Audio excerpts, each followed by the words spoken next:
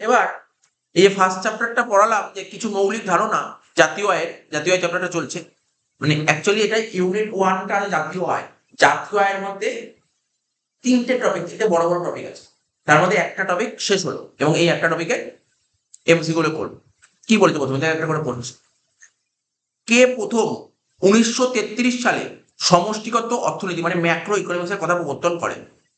ঠিক আছে, ম্যাক্রো ইকোনমিক্সের কথা প্রবর্তন করে 1933 সাল বলে মানে রাখবে, 1933 সাল। এটা হবে আর ফ্রিস। ঠিক আছে, এটা লিখবে আর ফ্রিস। ঠিক আছে, এটা হবে আর ফ্রিস।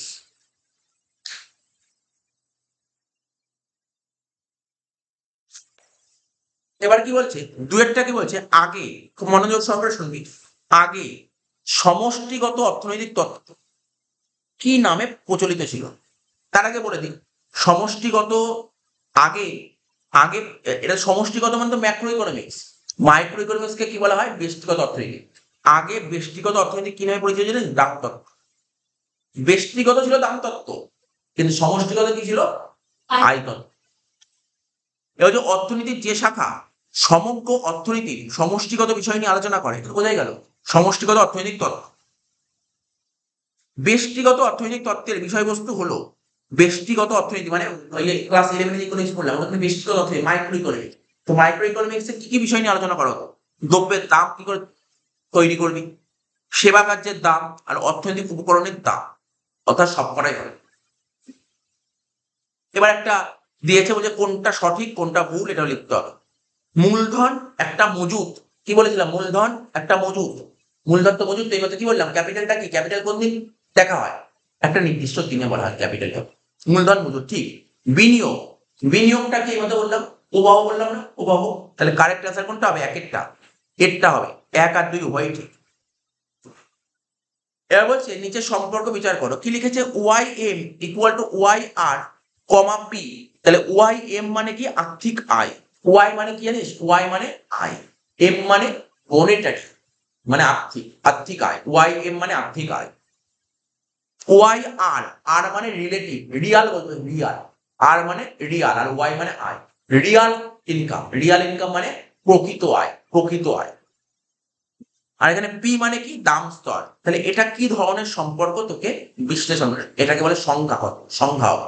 এটা হচ্ছে ডেফিনেশনাল। ঠিক আছে, এই সম্পর্কটা কিসের সম্পর্ক, অ্যাকচুয়ালি ডেফিনেশনের সম্পর্ক। নিচের সম্পর্কগুলির মধ্যে কোনটা ব্যবহারিক সম্পর্ক, দেখ এখানে ব্যবহারিক সম্পর্ক কোনটা জানিস তো, দেখ এটা যে ভোগ অপেক্ষক, তোকে এইমাত্র এটা লেখা হয়নি, ভোগ অপেক্ষক বলে দিন, আমাদের সেকেন্ড ইউনিটে আছে, সেকেন্ড ইউনিটে আছে, কি লেখা আছে, C equal to C of Y. C মানে কি বল, সি মানে কি, কনজাম্পশন। সি মানে কনজাম্পশন মানে ভোগ ব্যয়, আর ওয়াই মানে জাতীয় আয়। এই C equal to C of Y মানে কি, এটা মানে হচ্ছে ওয়াই মানে জাতীয় আয়। জাতীয় আয় যদি বাড়ে তাহলে কি বাড়বে, কনজাম্পশন বাড়বে। আজকে তোর ইনকাম 100, তুই যা খরচা করবি, আর ইনকাম 100 থেকে 150 হয়ে গেলে খরচা বাড়াতে পারিস কি বাড়াতে পারিস না? ইনকাম বাড়লে খরচা বাড়ে। আজকে তোর ফ্যামিলির ইনকাম বাড়লে কি করতে হবে, খরচা বাড়বে। আর ইনকাম যদি কমে যায় তাহলে খরচাটা কি করবি, কমানোর চেষ্টা করবি। তাহলে C equal to C of Y, তার মানে ব্যবহারিক সম্পর্ক হচ্ছে এটা, কারেক্ট অ্যান্সার ভোগ হবে, এটা হবে কারেক্ট অ্যান্সার। ঠিক আছে তো, সবচেয়ে বড় কথা দেখ, উৎপাদন অপেক্ষকের ফর্মুলাটাই ভুল দিয়েছে, এটা নয়। উৎপাদন অপেক্ষক আমরা যেটা ক্লাস 11-এ পড়েছিলাম ফার্স্ট সেমিস্টারে, উৎপাদন অপেক্ষক এটা ছিল না, ওটা লেখা ছিল কিউ, ওয়াই এর জায়গায় কিউ লেখা ছিল, এখানে ওয়াই লেখা ছিল না, ওখানে কি ছিল, উৎপাদন। উৎপাদন কিসের উপর ডিপেন্ড করতো, অন্যান্য সমস্ত বিষয়ের উপর ডিপেন্ড করতো, ওটা অন্য ফর্মুলা লেখা ছিল। ঠিক আছে, এটা ভুলই লেখা আছে, কর অপেক্ষক এইগুলোর উপর ডিপেন্ড করে না। ঠিক আছে তো, না এইটা হবে, এখানে যে কারেক্ট অ্যান্সার হবে এটার ব্যবহার সম্পর্ক কোনটা সঠিক, এইটা হচ্ছে সঠিক।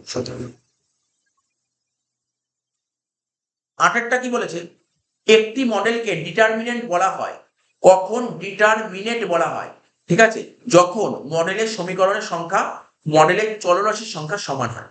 তাহলে কোনো একটা মডেলকে, যে কোনো মডেলকে কখন ডিটারমিনেন্ট বলা হয়, যখন সেই মডেলে যতগুলো সমীকরণ আছে, সেই মডেলে যতগুলো সমীকরণ আছে, মানে ওই মডেলের সমীকরণের সংখ্যা আর মডেলের চলরাশির সংখ্যা যখন সমান হয়।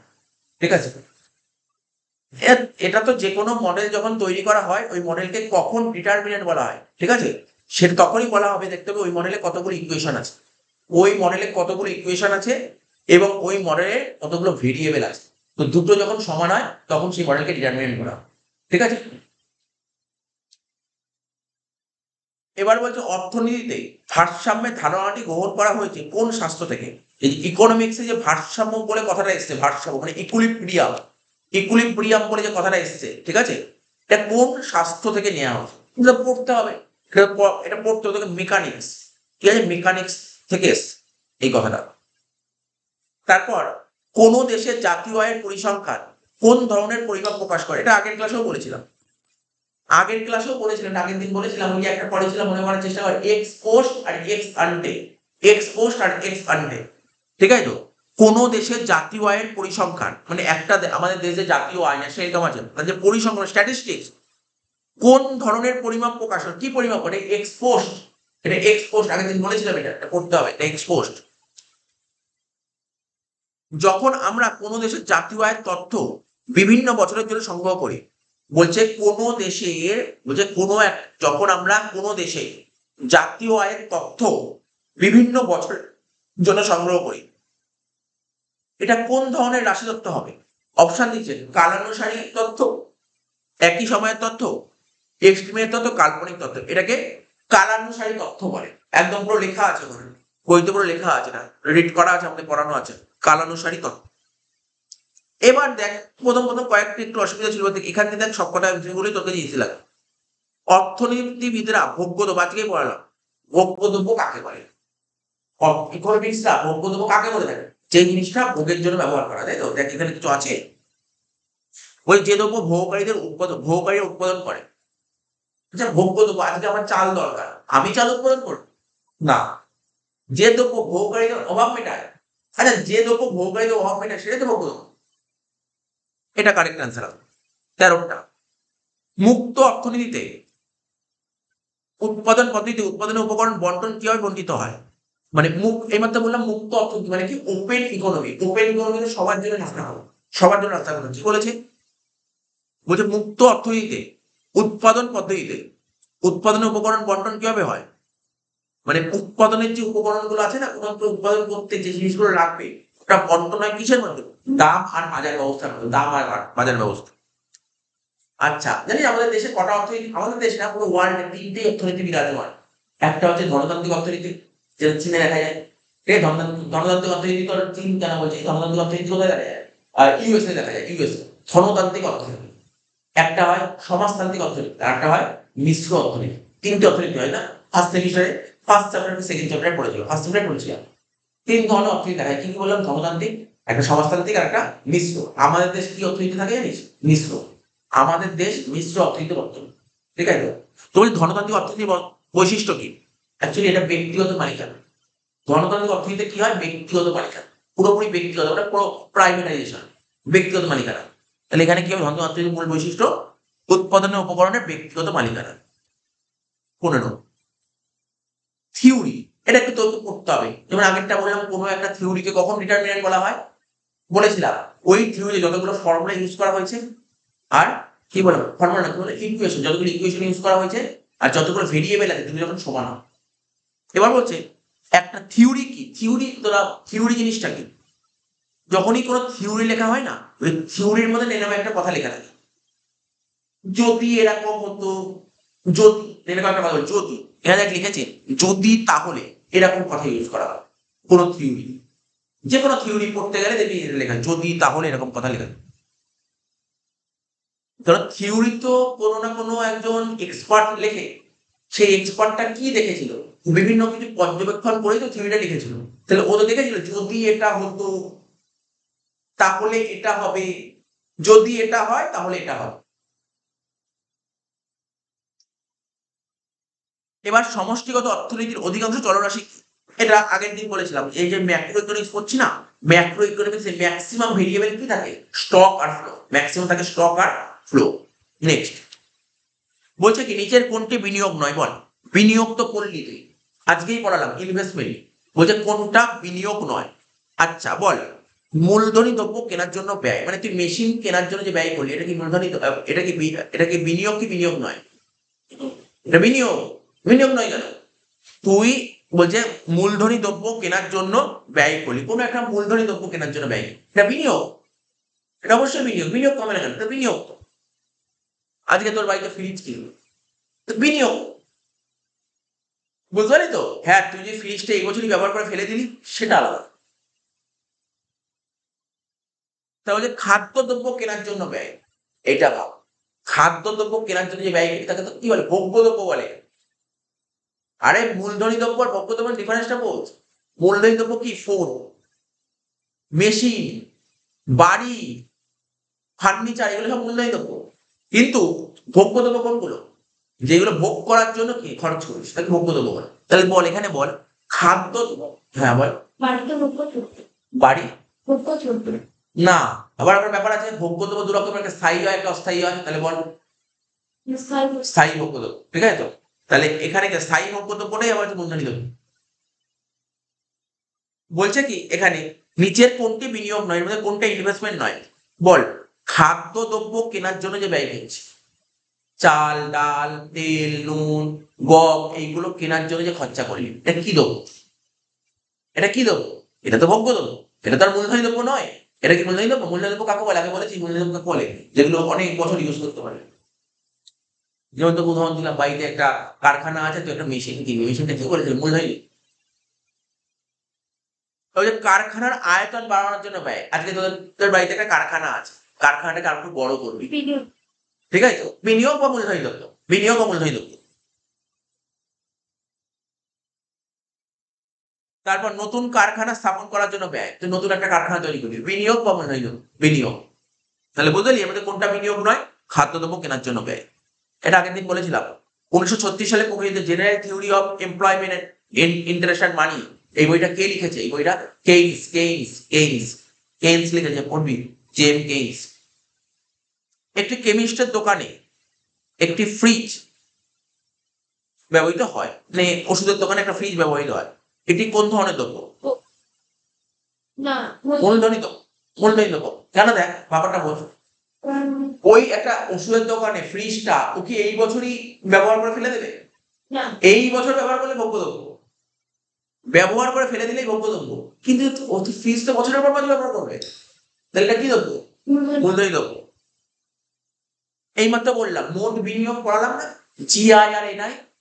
মোট বিনিয়োগ আর নেট বিনিয়োগের ডিফারেন্সটাকে কি বলেছিলাম? অবচয় বলেছিলাম, মনে পড়ছে? মোট বিনিয়োগ থেকে ডেপ্রিসিয়েশন বাদ দিলে কি হয়? নেট বিনিয়োগ হয়। তাহলে এই বলছে মোট বিনিয়োগ আর নেট বিনিয়োগের মধ্যে পার্থক্যকে কি বলা হয়? আর নেট বিনিয়োগের মধ্যে পার্থক্যকে কি বলা হয়? অবচয়। তাই লেখা আছে। বলছে সমষ্টিগত অর্থনীতির সমস্যাটা কোথায়? ঠিক আছে, সমষ্টিগত অর্থনীতির সমস্যা হচ্ছে তোর আয়ের প্রবাহের গতি নির্ধারণ। ঠিক আছে, এটা তোকে পড়তে হবে। কিছু কিছু জিনিস একবার দুবার আমরা পড়ালাম, ওখান থেকে রিড করলে হয়ে যাবে। আর কিছু কিছু জিনিস ওখানেও লেখা ছিল, তোকে রিড করতে হবে। আগের দিন পড়েছিলাম, মনে পড়ে? অন্তর্বর্তী দ্রব্য, মনে পড়ছে? আগের দিন পড়ালাম অন্তর্বর্তী দ্রব্য। তারপর শেষ উৎপন্ন দ্রব্য, যে তোর গম, গম থেকে কি তৈরি করছি? আটা ময়দা। তার থেকে তৈরি করছি পাউরুটি। মনে পড়ছে? পাউরুটিটা কি হয়েছিল? পাউরুটি হয়েছিল শেষ উৎপন্ন দ্রব্য। তো বলছে অন্তর্বর্তী দ্রব্য মানে ইন্টারমিডিয়েট প্রোডাক্ট। বলছে উৎপাদনের সীমানা অতিক্রম করেনি, মানে উৎপাদন শেষ হয়নি এখন। ঠিক আছে। তারপর হচ্ছে এক ফার্মের কাছ থেকে অন্য ফার্ম, এক ফার্মের কাছ থেকে, মানে একটা ফার্মের কাছ থেকে অন্য ফার্ম কিনে বিক্রি করার জন্য অন্তর্বর্তী দ্রব্য কাকে বলে? গম তৈরি করলো একজন লোক, আমি তার থেকে গম কিনলাম, ঠিক আছে তো? তাহলে এটাও তো হবে না অন্তর্বর্তী দ্রব্য। অন্তর্বর্তী দ্রব্য কোন? এটাও তো অন্তর্বর্তী দ্রব্যের মধ্যে পড়ে। এটাও তো অন্তর্বর্তী দ্রব্য। তার মানে জাতীয় উৎপাদনের হিসাবে ধরা হয় না, অন্তর্বর্তী দ্রব্যকে জাতীয় উৎপাদন ধরা হয় না, ফাইনাল প্রোডাক্টকে জাতীয় উৎপাদন ধরা হয়, বলেছিলাম। তাহলে কারেক্ট অ্যান্সার কি হবে? সর্বসাধারণ। বলছে যে সমস্ত ফার্ম উৎপাদনের কাজে ব্যবহার করে, সরি, যে সমস্ত দ্রব্য, যে সমস্ত দ্রব্য উৎপাদনের কাজে ব্যবহার করে সেগুলি উচ্চ মূল্য বিশিষ্ট, ঠিক আছে তো? এবং কয়েক বছর ধরে ব্যবহৃত হবে, কয়েকটা বছর ধরে ব্যবহৃত হবে, সেগুলিকে কি বলা হয়? এখানে অপশন গুলো কি বলেছে? বলছে যে সমস্ত দ্রব্য উৎপাদনের কাজে ব্যবহার করা হয়, উৎপাদন করতে ব্যবহার করা হয়। আচ্ছা, আজকে তোর তোর বাড়িতে ধর তোর তৈরি হয়, তার কোনো গেঞ্জি তৈরি হয়, তো গেঞ্জি তৈরি করতে কিসের মাধ্যমে গেঞ্জি তৈরি হয়? তার মেশিনের মাধ্যমে তৈরি হয়। তাহলে মেশিনটা কি? মূলধনী দ্রব্য। হ্যাঁ কি? ওরা কি লিখেছে? যে সমস্ত দ্রব্য, মানে তার গেঞ্জি তৈরি হবে, ঠিক আছে, গেঞ্জি তৈরি হবে, যে সমস্ত দ্রব্য উৎপাদনের কাজে ব্যবহার করে, তাহলে বল, এবং তার ভ্যালু প্রচুর, তাহলে কি বলতে পারি? গেঞ্জি তৈরি করতে কি লাগলো? মেশিন লাগলো। সেই মেশিনের দাম প্রচুর, তাহলে মেশিনটা কি দ্রব্য হয়ে গেল? মূলধনী দ্রব্য হলো, হ্যাঁ কিনা? বুঝেছিস বুঝিস নি? এবং ওই মেশিনটা কয়েক বছর ধরে ব্যবহৃত হবে, একে মূলধনী দ্রব্য বলে। হ্যাঁ স্যার, এটা ঠিক, এটা তো হচ্ছে। আর একটা কি বলেছে? যে সমস্ত দ্রব্য ফার্ম উৎপাদনের কাজে ব্যবহার করে এবং সেগুলো উচ্চ মূল্য বিশিষ্ট এবং কয়েক বছর ধরে ব্যবহৃত হবে, সেগুলিকে কি বলা হয়? সেগুলিকে কি বলা হয়? শেষ, দেখ, এখানে অ্যান্সারটা আমি লিখেছি ডি। কেন ডি লিখেছি? মূলধনী দ্রব্য তো হবে, একটু শিওর। মূলধনী দ্রব্য তো হবে, একটু শিওর। আর একটা কি হতে পারে? শেষ স্তরের উৎপন্ন দ্রব্য। শেষ স্তরের উৎপন্ন, শেষ স্তরের উৎপন্ন দ্রব্য মানে, শেষ স্তরের উৎপন্ন দ্রব্য মানে কি? ফাইনাল প্রোডাক্ট, তাই তো? বলছে যে সমস্ত দ্রব্য ফার্ম উৎপাদনের কাজে ব্যবহার করে, সেগুলো উচ্চ মূল্য বিশিষ্ট এবং কয়েক বছর ধরে ব্যবহৃত হবে, সেগুলিকে বলা হয়, মানে মূলধনী দ্রব্য তো হবে, একটু শিওর, ঠিক আছে তো?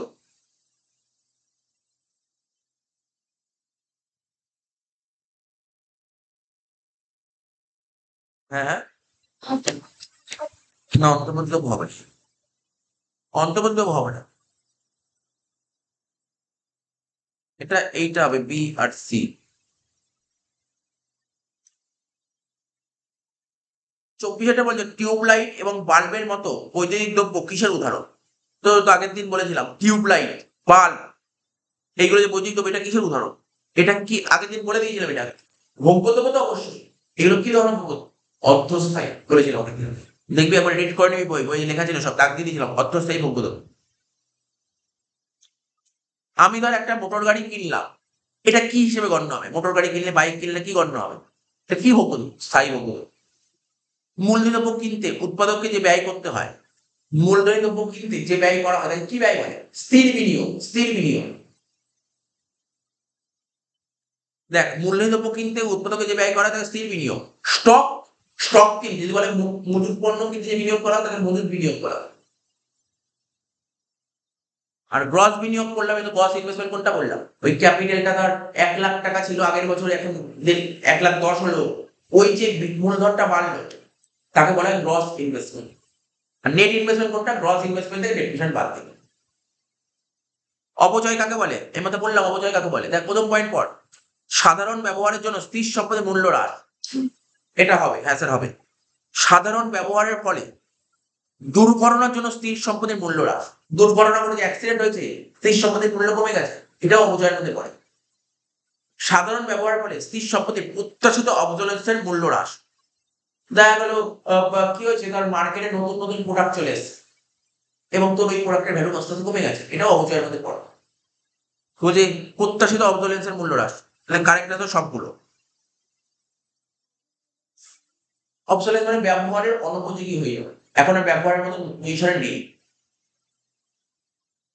অপ্রত্যাশিত অবজলেন্সের কারণ কি? অপ্রত্যাশিত, দেখ, ডেপ্রিসিয়েশন কি বলছে? প্রত্যাশিত অবজলেন্স, কিন্তু এখানে বলেছে অপ্রত্যাশিত। অপ্রত্যাশিত কি ইংরেজি বলে? আনএক্সপেক্টেড, তুই আশাই করিস, ঠিক আছে? তার মানে তুই ভাব, তুই আশাই করিসনি তো মানে এটা ইউজ করতে পারবি না, তুই তো ভাবতেই পারিনি ইউজ করতে পারবি না। তো এরকম ঘটনা ঘটে গেছে, কখন হয় এই ঘটনা? কখন ঘটতে পারে? প্রাকৃতিক বিপর্যয় হলে। অপ্রত্যাশিত অবজলেন্সের ফলে স্থায়ী সম্পদের মূল্য হ্রাসকে কি বলা হয়? মূলধনী ক্ষতি। মূলধনী ক্ষতি। এদের মধ্যে কারা ভোগ্যদ্রব্যের শেষ স্তরের ব্যবহারকারী? বল, এই যে আমরা যে ভোগ্যদ্রব্য ইউজ করি, কারা ব্যবহার করে ভোগ্যদ্রব্য? কি লেখা আছে? গৃহকর্তারা। তোর আজকে যে ভোগ্যদ্রব্য কিনে আনবি, এটা কারা ব্যবহার করে? বাড়ির যে আমাদের ফ্যামিলির লোকজনরা ব্যবহার করে। তারপর কি বলেছে? মুনাফা ভোগ না করা ব্যক্তিগত মালিকানা প্রতিষ্ঠান, ভালো করে বোঝ। যারা মুনাফা ভোগ করে, আমার পাড়ার যে মুদিখানা দোকান, ওরা কি করে? ওরা মুনাফা ভোগ করে, লাভ করে।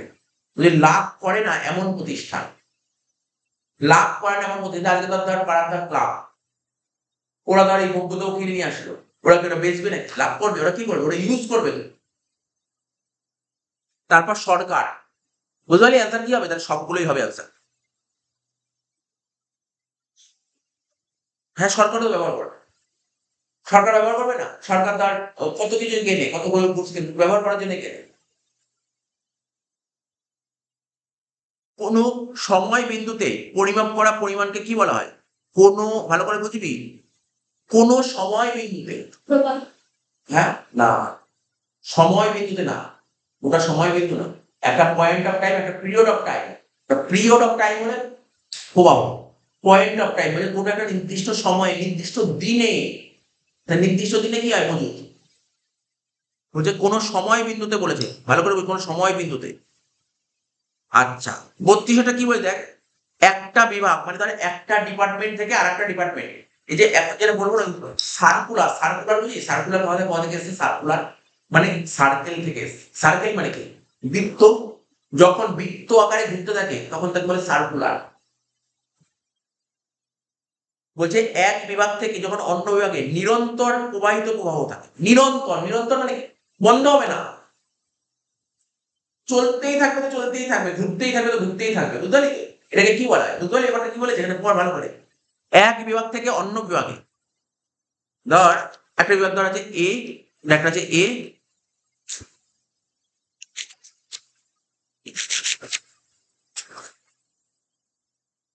ধর একটা ধর বিভাগ আছে এ, ধর ডিপার্টমেন্ট এ থেকে বির কাছে যাচ্ছে, আবার বি থেকে এর কাছে আসছে, বুঝতে পারলি? আবার এর থেকে বের কাছে যাবে, বি থেকে এরকম ঘুরতেই থাকছে, ঘুরতেই থাকছে, ঘুরতেই থাকছে, বুঝতে পারলি তো? এটাকে বলা হয় সার্কুলার। এই যে কি লিখবো, সার্কুলার প্রবাহ মানে বৃত্তাকার প্রবাহ। এবার বলছে কি, অর্থনীতির বিভিন্ন বিভাগের মধ্যে দ্রব্য ও সেবা কার্যের নিরন্তর প্রবাহকে, এটাকে কি বলা হয়, এটাকে বলে প্রকৃত রিয়াল ফ্লো, রিয়াল ফ্লো বলা হয়, এটাকে রিয়াল ফ্লো বলা হয়। মানে দ্রব্য ও সেবার কার্যের, মানে দ্রব্য ও সেবা কার্যের নিরন্তর প্রবাহ, নিরন্তর মানে বন্ধ হবে না, এটাকে বলা হয় প্রকৃত প্রবাহ।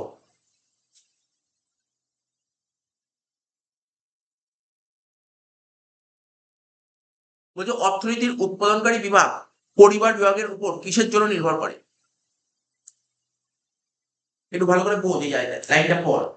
ইকোনমিক্সে যে উৎপাদনকারী বিভাগ মানে যারা উৎপাদন করে, যারা উৎপাদন করে তারা পরিবারের উপর ডিপেন্ডেন্ট, পরিবার বিভাগের উপর ডিপেন্ডেন্ট, কিসের জন্য? বলছে সে কি চায় ওরা, যারা উৎপাদন করে তারা কি দরকার, উৎপাদন করতে গেলে কি লাগবে, উৎপাদনের উপকরণ। তাহলে এখানে কিছু পয়েন্ট আছে, দেখ, উৎপাদনের উপকরণের জোগান, ঠিক আছে? আজকে ধর বাড়িতে ধর কিছু বাবা প্রোডাকশন করবে, জিনিস তৈরি করতে, তৈরি করতে কি লাগবে, যে আমার ম্যাটেরিয়াল লাগবে, ঠিক আছে? বলছে এটাই বলছে, উৎপাদনকারী বিভাগ পরিবার বিভাগ, পরিবার বিভাগের ওপর কিসের জন্য নির্ভর করে? উৎপাদনের উপকরণের জোগান। তার মানে যারা প্রোডাকশন করে না, পরিবার ওদেরকে সাপ্লাই করে।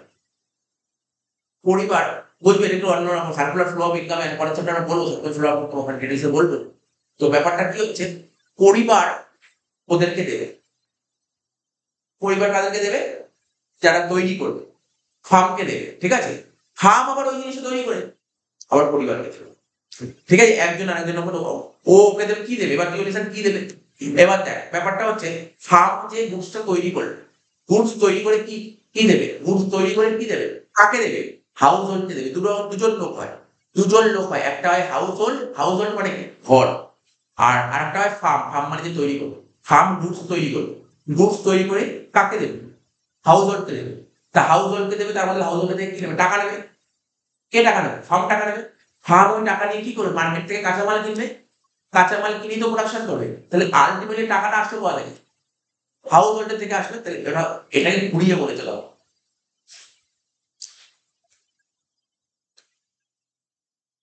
এবার বলছে অর্থের প্রবাহ কিসের বিপরীত, বাস্তব প্রবাহের বিপরীত হচ্ছে অর্থের, ঠিক আছে? অর্থের প্রবাহ কিসের বিপরীত, বাস্তব প্রবাহের বিপরীত হচ্ছে অর্থের প্রবাহ। এবার বলছে নিচের কোনটি চলরাশি নয়, দেখ এদের মধ্যে কোনটা চলরাশি নয়, ঠিক আছে? ও চলরাশি নয় না, প্রবাহ নয়, প্রবাহ চলরাশি নয়। প্রবাহ মানে বুঝিস, প্রবাহ, প্রবাহ মানে কি বলেছিলাম, ফ্লো, ইনকাম, ফ্লো। তারপর মূলধন গঠন, মূলধন, মূলধন কি বলছে, কোনটা ফ্লো নয়, বলছে নিচের কোনটি প্রবাহ নয়, বলছে এদের মধ্যে কোনটি প্রবাহ চলরাশি নয়। ঠিক আছে, তো তো এটা তোকে বলতে হবে।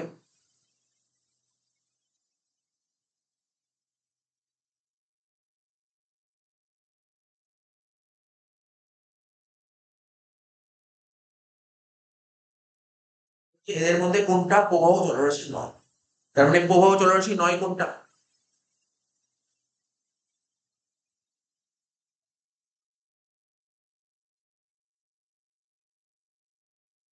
প্রবাহ চলরাশি নয় মানে কি বলে জানেন? দুটো, একটা মজুদ আর একটা মজুদ আর একটা হচ্ছে প্রবাহ। তোমাদের বলছে এটা ওদের মধ্যে কোনটা প্রবাহ চলরাশি নয়, মানে মজুদ। প্রবাহ চলরাশি নয় মানে কোনটা? মজুদ। তাহলে মজুদ কোনটা এখানে?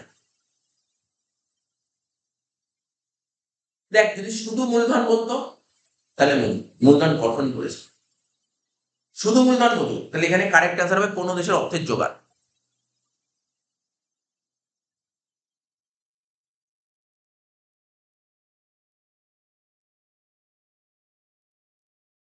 শূন্যস্থান দিয়েছে কিছু। প্রথমটা বলছে ড্যাশ দ্রব্যগুলি একটি ফার্ম অন্য ফার্মের কাছ থেকে কিনে কাঁচামাল হিসেবে ব্যবহার করে, তো লিখে দিয়ে যন্ত্রের মধ্যে দেবো, এটা বোঝাই গেল। 2 নম্বর বলছে ভোগ্য দ্রব্যকে কোন দ্রব্য বলা হয়? ভোগ্য দ্রব্যকে ভোগ্যকারী দ্রব্য বলা হয়। ভোগ্য দ্রব্যকে খাদ্যদ্রব্য বলা হয়, ভোগ্যকারী দ্রব্য। বলছে কোন বছরে মজুদ দ্রব্যের পরিমাণের পরিবর্তনকে বলা হয় উৎপাদকের ড্যাশ বিনিয়োগ। ভালো করে পড়।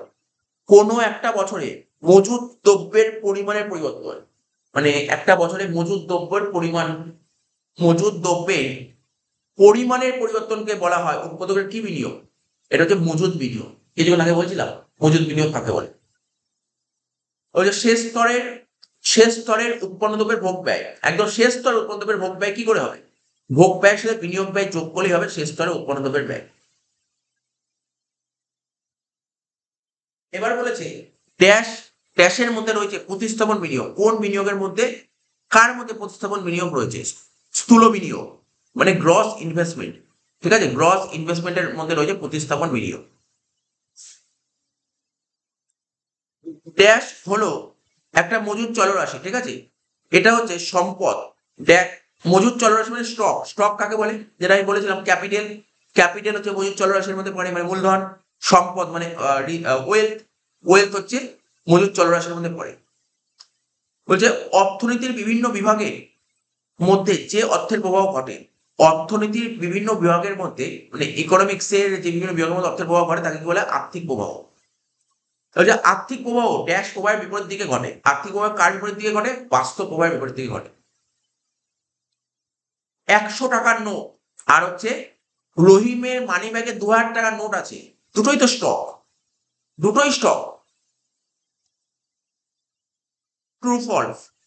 বলছে ব্যষ্টিগত অর্থনীতি সমগ্র অর্থনীতির বিষয় নিয়ে আলোচনা করে। ব্যষ্টিগত অর্থনীতি সমগ্র অর্থনীতি নিয়ে আলোচনা করে না, ভুল। ঠিক আছে, সমষ্টিগত অর্থনীতি সমগ্র বিষয় নিয়ে আলোচনা করে। ব্যক্তিগত অর্থনৈতিক এককের মধ্যে রয়েছে ভোগকারীরা এবং উৎপাদকরা। ব্যক্তিগত অর্থনীতির মধ্যে রয়েছে ভোগকারী আর উৎপাদক, হ্যাঁ ঠিক। সমষ্টিগত অর্থনীতি মুষ্টিমেয় সমষ্টিগত বিষয় রয়েছে, ভুল। মুষ্টিমেয় মানে কয়েকজনের কথা বলেছে। ব্যক্তিগত অর্থনীতির ক্ষেত্রে যা সত্য সমষ্টিগত অর্থনীতির ক্ষেত্রে সেটাই সত্য, না না, এটা হতে পারে না। ব্যক্তিগত অর্থনীতির এজেন্টরা ব্যক্তিগত স্বার্থকে সর্বাধিক করতে চায়, ঠিক।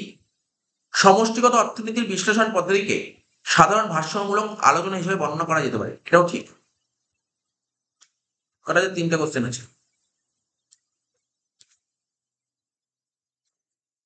ম্যাচিং কি বলেছে?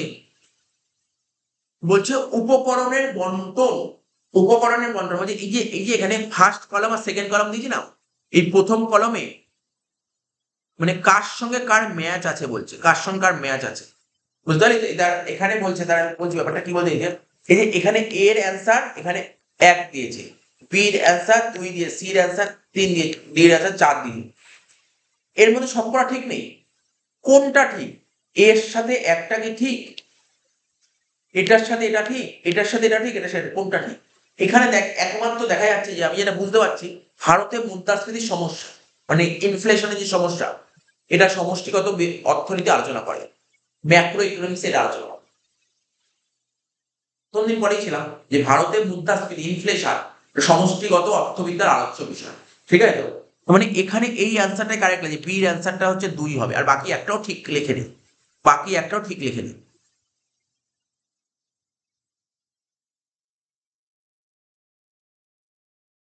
এবার বলছে মেলাতে বলেছে সমষ্টিগত অর্থনীতি কি হবে, সমগ্র অর্থনৈতিক দিক থেকে দুষ্প্রাপ্যতা ও বাছাইয়ের সমস্যা নিয়ে আলোচনা করে। সমষ্টিগত অর্থনীতি সমগ্র অর্থনৈতিক দিক থেকে কি করে, দুষ্প্রাপ্যতা আর বাছাইয়ের সমস্যা নিয়ে আলোচনা করে, এটা হবে 2।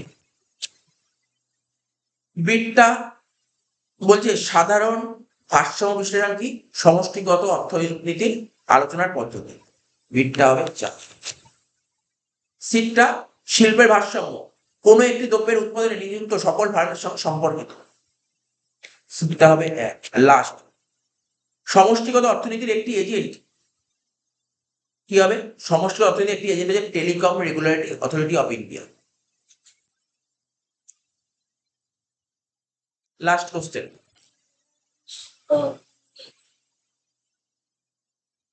মানে সমষ্টিগত অর্থনীতি নিয়ে তো অনেকে আলোচনা করতে পারে, তার মানে এটা একটা এজেন্ট বা সংস্থা, মানে সমষ্টিগত অর্থনীতি এখান থেকেই সমস্ত ডেটা পাওয়া যায়।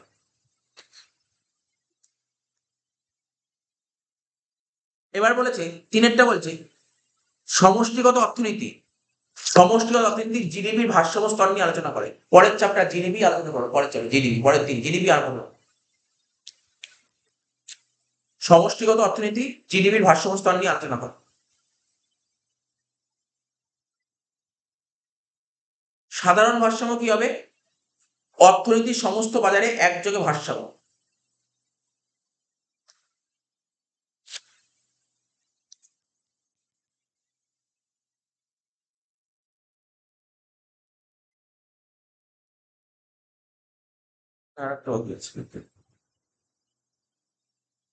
সামগ্রিক চাহিদা কি হবে, মূলধন গঠন, আর বিনিয়োগ ব্যয় কি হবে, অর্থনীতির সমস্ত দ্রব্য ও সেবা কাজের চাহিদা। তো এটা প্রথম ইউনিটের পার্ট করা হবে, একটা একটু দেখে নিন আগে, এই পার্ট এইগুলো এমসিকিউ করার আগে ভিতরের গুলো একটু পড়ে নিতে হবে, তারপরে এই এমসিকিউ গুলো করা যাবে।